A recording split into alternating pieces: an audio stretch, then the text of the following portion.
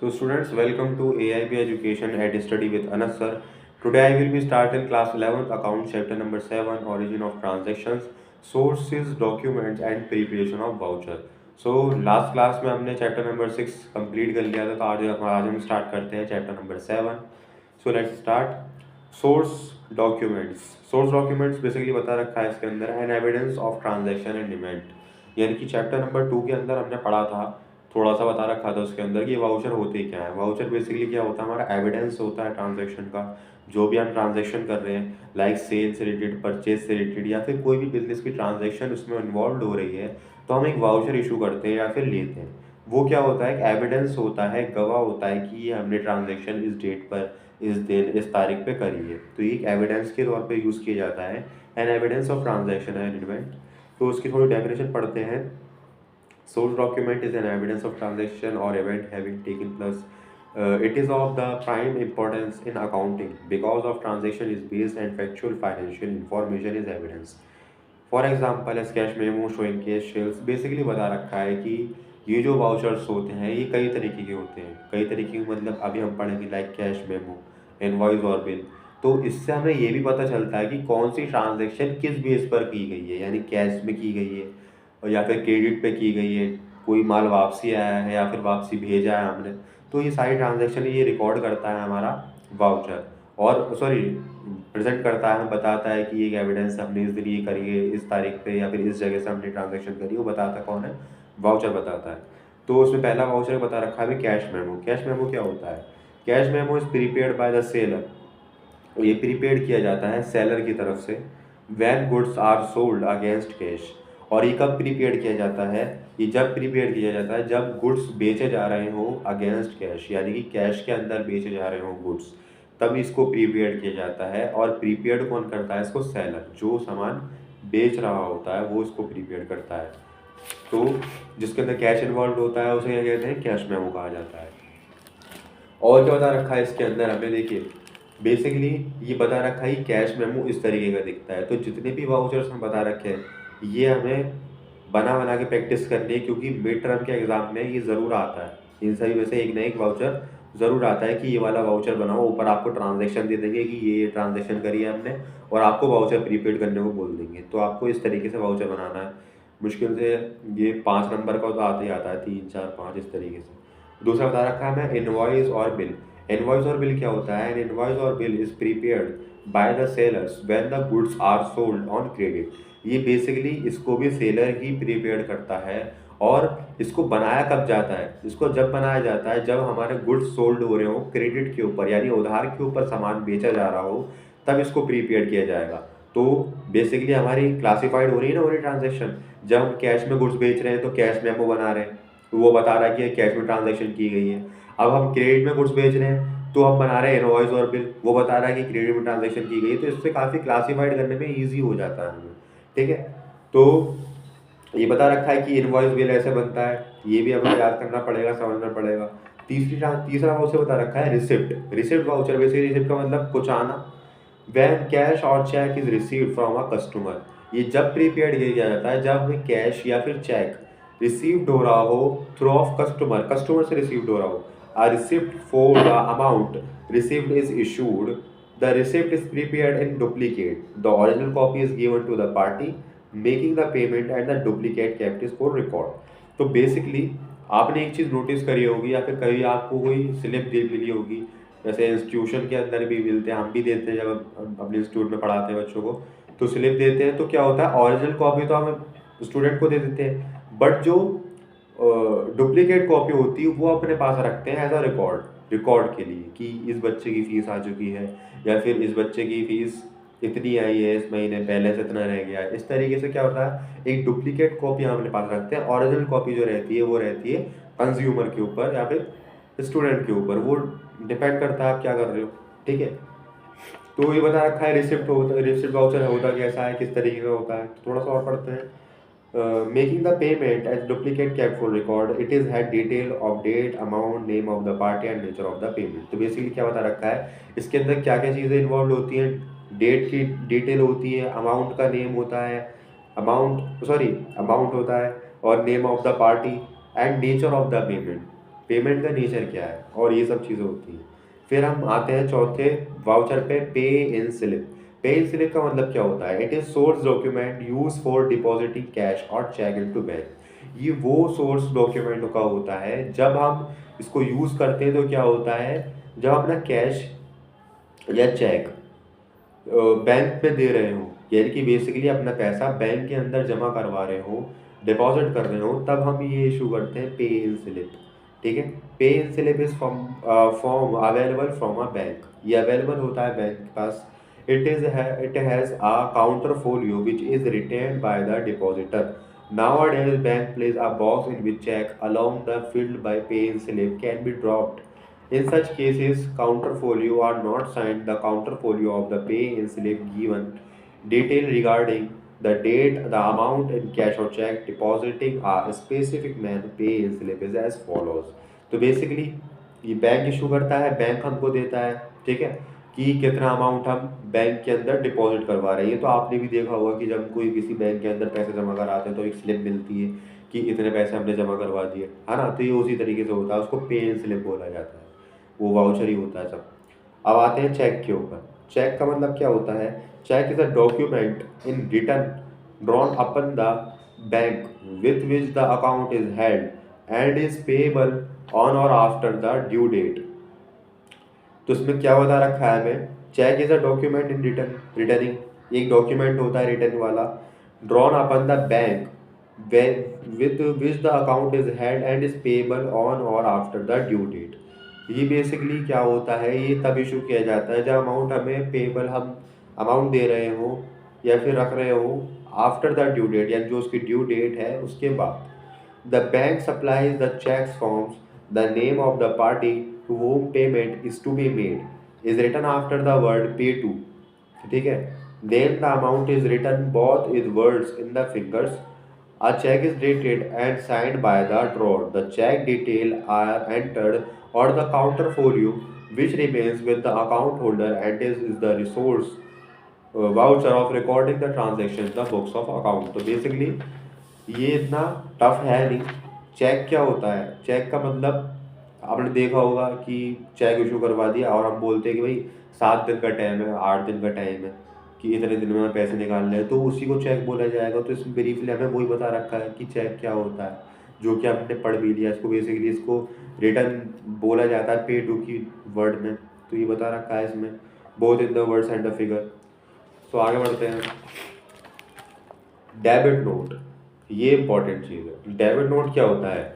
A debit note is made out evidencing that a debit has been made to the account of the party named in the debit note. It details the reason for the debt. For example, a seller of goods will be make a debit note if he finds his goods have been be invoiced or less amount. Similarly, a purchaser goods will be make a debit note if the goods have been over invoiced or he returned the goods or the seller has allowed or lower discount, etc. The effect of the goods।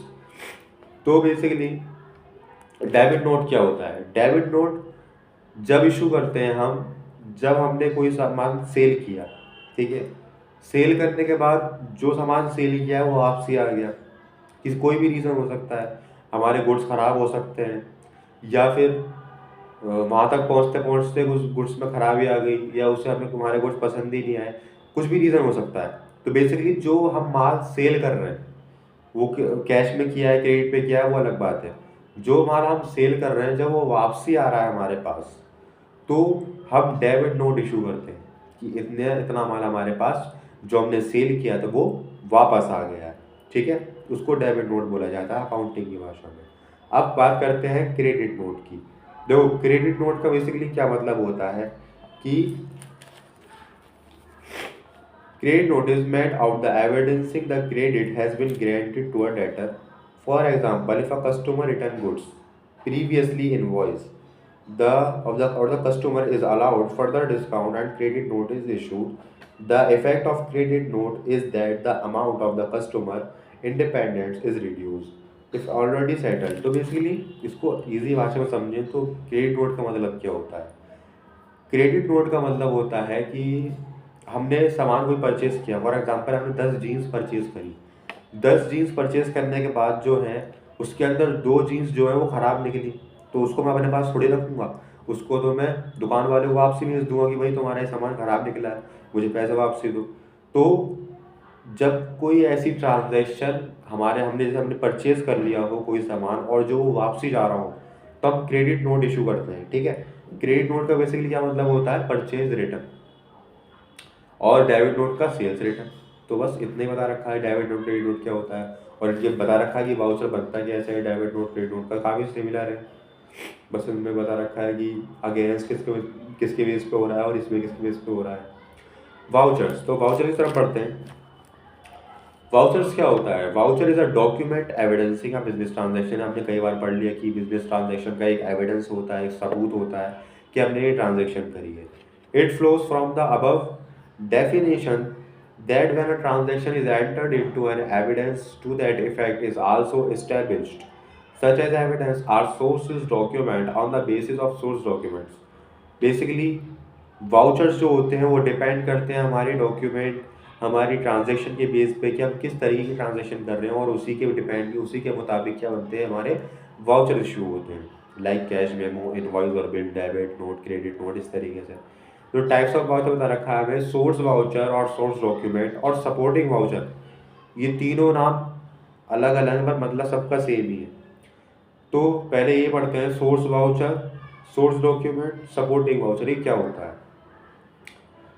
that is called is which come into existence when transaction entered into features of sources voucher।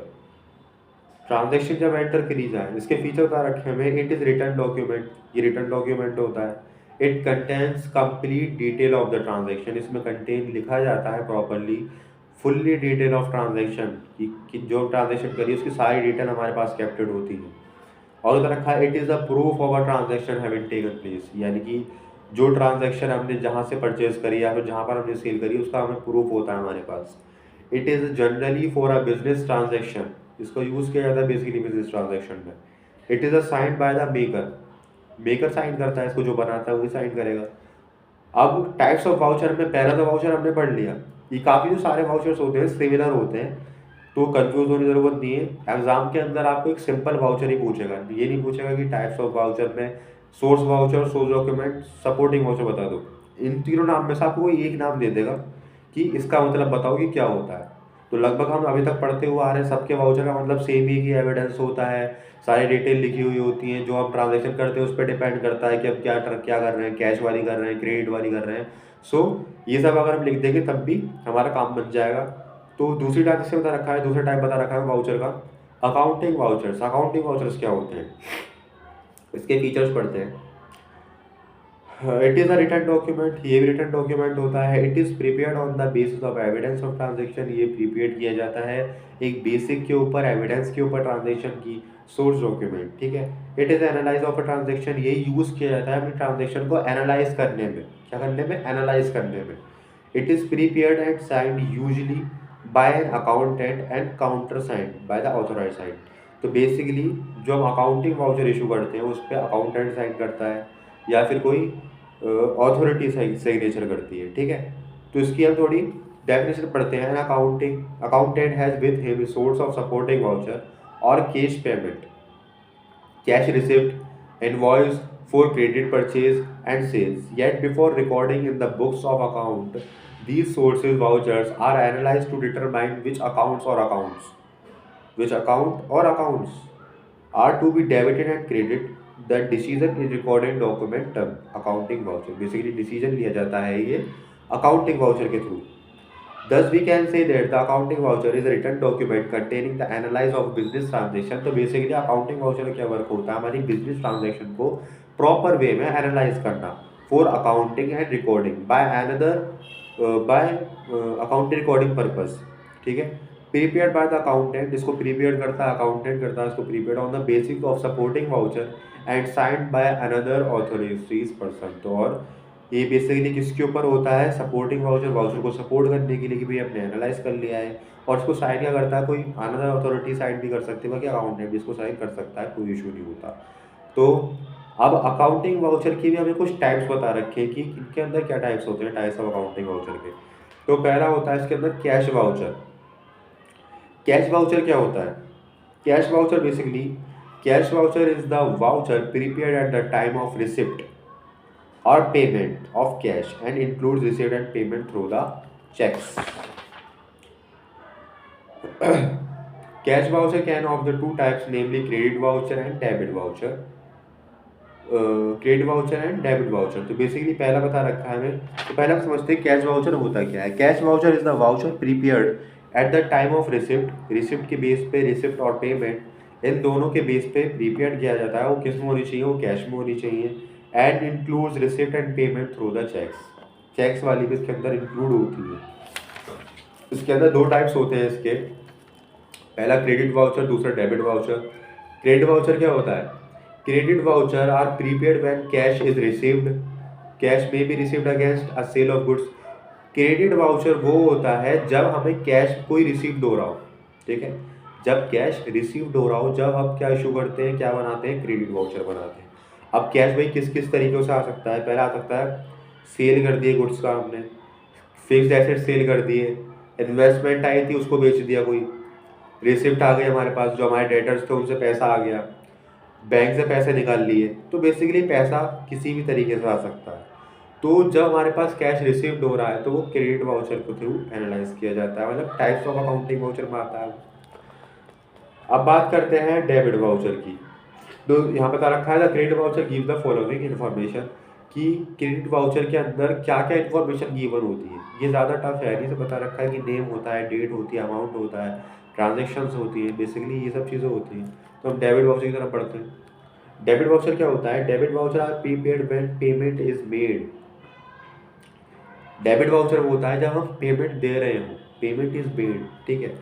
Payment में be made against expenses, जब ये खर्चा होगा तो पैसे जाएंगे, ठीक है। Purchase of goods, goods purchase करें, खर्चा हुआ है हमारा। Purchase of fix assets, large quantity में खर्चा हो गया क्योंकि फिक्स एसेट्स परचेज करें हमने। और पेमेंट टू क्रेडिटर, जो हमारे उधार थे हमारे, जिसपे क्रेडिटर पे, उसको हमने पैसे दे दिए भाई, खत्म है साहब। फिर डिपॉजिटेड इन बैंक, यानी बैंक के अंदर पैसे डिपॉजिट कर दिए, या फिर कुछ पैसा हम अपने घर ले गए, तो वो सब बिजनेस की ट्रांजेक्शन देखा जाए तो सब वो खर्चा ही है हमारा। तो जब कोई भी खर्चा होता है हमारा तो वो डेबिट वाउचर के थ्रू एनालाइज या फिर रिकॉर्ड किया जाता है। तो उसमें बता रखा है कि डेबिट ऑफ वाउचर के अंदर क्या होता है, फॉलोइंग इन्फॉर्मेशन क्या होती है। Basically name of address of organization का, कि जिस ऑर्गेनाइजेशन के थ्रू बनाया जा रहा है उसका नेम होता है, उसका एड्रेस होता है, अमाउंट होता है, और बेसिकली सिग्नेचर होते हैं पर्सनस के, हमारे अकाउंटिंग वाउचर नंबर होता है। तो कई सारी चीज़ें इसके अंदर इन्वॉल्व होती हैं जो कि मैं शो भी हो रही होंगी, आपको स्क्रीन पे शो हो रही होंगी। फिर अभी हमने पढ़ा था कि अकाउंटिंग वाउचर के दो टाइप होते हैं, टाइप्स ऑफ अकाउंटिंग वाउचर में। पहला कैश वाउचर, जो कि हमने पढ़ लिया, दूसरा आता है नॉन कैश वाउचर। तो क्या आपको कुछ समझ में आ रहा है? कैश वाउचर का मतलब क्या हुआ? जब पैसा आ रहा है और जब पैसा जा रहा है। नॉन कैश वाउचर में क्या हुआ? और नॉन कैश वाउचर जो होता है हमारा, उसका दूसरा नेम होता है ट्रांसफर वाउचर। तो इन दोनों नेम में हमें कंफ्यूज नहीं होना, एग्जाम में ज़्यादातर ट्रांसफर वाउचर के नेम से आता है। तो नॉन कैश वाउचर और ट्रांसफर वाउचर दोनों एक ही चीज़ होती हैं। तो इसके अंदर बेसिकली वो ट्रांजैक्शन इन्वॉल्व होती है जो कैश से रिलेट नहीं करती। पढ़ते हैं इसको। Non cash voucher are the voucher prepaid for transaction not involving the cash, cash involve नहीं होता, वो ट्रांजेक्शन इसके अंदर बनाई जाती हैं। Example of these are invoice और बिल्स, कहीं भी ट्रांजेक्शन करी थी, इनवॉइस और बिल आ गए, debit note, credit note etcetera. Non cash voucher are prepaid for the transaction of credit sale, ये जब प्रीपेड किया जाता है जब हम उधार पे सेल कर रहे हो, उधार पे परचेज कर रहे हो, गुड्स रिटर्न कर रहे हो, या फिर आ रहे हो वापसी, या फिर अपने जो एक होता है चैप्टर रेक्टिफिकेशन ऑफ एरर्स, ये आगे आगे चैप्टर हमारा, मतलब जो ट्रांजेक्शन हमारी गलत हो जाती है उनको ठीक करना, रेक्टिफिकेशन वो आगे सीखेंगे। तो बेसिकली इस तरीके की जो हम ट्रांजेक्शन करते हैं वो सब नॉन कैश वाउचर या फिर ट्रांसफर वाउचर बोला जाता है, ठीक है। तो इजीली आपको समझना है कि नॉन कैश वाउचर जिसके अंदर कैश इन्वॉल्व नहीं है, और कैश वाउचर जिसके अंदर कैश इन्वॉल्व है। ओके, तो इसमें बता रखा है कि क्या क्या इन्फॉर्मेशन फॉलोइंग इन्फॉर्मेशन रिलेट करती है। पहला क्या बताया, नेम है, address of organization, narration, signature of person, etcetera etcetera, कई चीज़ें बता रखी है इसके अंदर। और क्या चीज़ें हैं हमारे इसमें, तो आगे तो हमें बता रखा है preparation of voucher. Preparation of voucher basically बता रखा है कि हम अपने वाउचर कैसे प्रिपेयर करते हैं, कौन सी चीज़ कहाँ पर आती है, क्या करते हैं। और उसके बाद हमारे इलिस्ट्रेशन स्टार्ट है। मैंने आपसे कहा था कि वाउचर के जो चैप्टर से जो क्वेश्चन उठकर आते हैं उसमें क्या होता है, आपको ट्रांजेक्शन दे दी जाएगी ऊपर लिखी हुई, और हमें नीचे बोला जाएगा कि एक वाउचर प्रीपेड करो। डेबिट वाउचर बोल देंगे, क्रेडिट वाउचर बोल देंगे। अगर हमने हमारा वाउचर हमारे दिमाग में होगा कि डेबिट वाउचर उस फॉर्मेट से बनता है, क्रेडिट वाउचर उस फॉर्मेट से बनता है, तो हम इजीली बना लेंगे। अदरवाइज हमें फॉर्मेट ही याद नहीं होगा तो हम हमारा तो वो पूरा आंसर गलत हो जाएगा। लाइक जैसे आप कहोगे सर हम तो वाउचर बना कर आए थे बट हमारे नंबर कट गए। बट आप अगर डेबिट वाउचर के अंदर रिसिप्ट वाउचर बना दोगे तो नंबर तो कटने हैं ही। तो हमें फॉर्मेट याद करना काफ़ी ज़रूरी है कि डेबिट वाउचर का फॉर्मेट क्या होता है, क्रेडिट वाउचर का फॉर्मेट क्या होता है, तभी इसके क्वेश्चन हम इजीली सॉल्व कर पाएंगे। ठीक है, तो और कुछ खास है नहीं इस चैप्टर में, तो आज के लिए नहीं। तो अगर आपको किसी पार्ट के अंदर चैप्टर में डाउट लगा हो कि ये वाला पार्ट ज़्यादा समझ में नहीं आया, तो आप कमेंट करके बता सकते हैं, मैं दोबारा बता दूंगा उस पार्ट को। सो अगर आपको वीडियो अच्छी लगी हो तो सब्सक्राइब करें चैनल को अगर आप नए चैनल पे, अदरवाइज लाइक करें, कमेंट करें, शेयर करें। Thank you.